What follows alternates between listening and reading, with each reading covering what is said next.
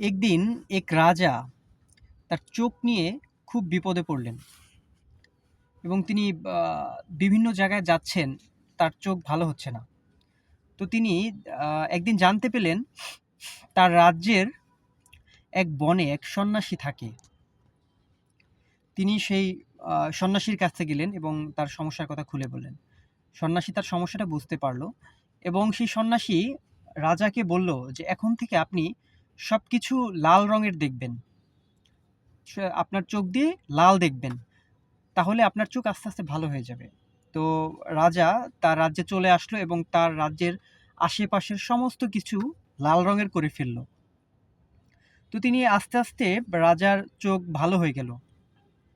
এরপরে রাজা তার সেনাপতিকে সেই সন্ন্যাসীকে ধরে আনতে পাঠালেন, তাকে পুরস্কৃত করবেন বলে। তো এরপরে সেই সন্ন্যাসী আসলো, আসার সাথে সাথে সেই সন্ন্যাসীকে সবাই লাল রঙের পানি দিয়ে তার সমস্ত গায়ে লাল রঙের পানি মেখে দিল।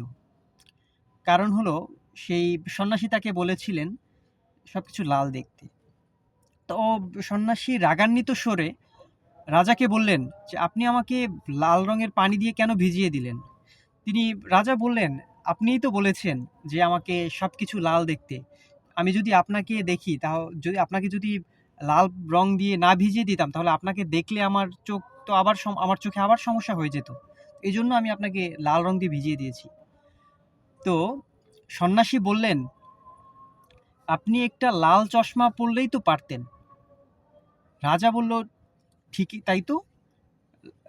রাজা খুব লজ্জা পেলেন এবং সেই সন্ন্যাসী রাজাকে বললেন, দেখেন রাজাকে বললেন, আসলে আমরা কোনো সমস্যায় পড়লে আমরা আশেপাশের সব কিছু পরিবর্তন করতে চাই।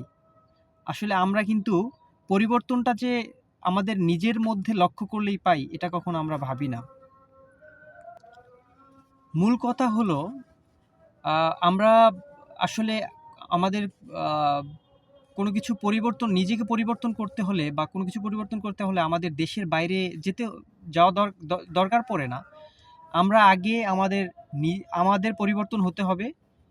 এরপর আমাদের পরিবার পরিবর্তন হলেই আমাদের সমাজ পরিবর্তন হয়ে যাবে। সমাজ পরিবর্তন হলেই দেশ পরিবর্তন হয়ে যাবে। সুতরাং আমাদের সবকিছুর আগে নিজের পরিবর্তন হওয়া দরকার।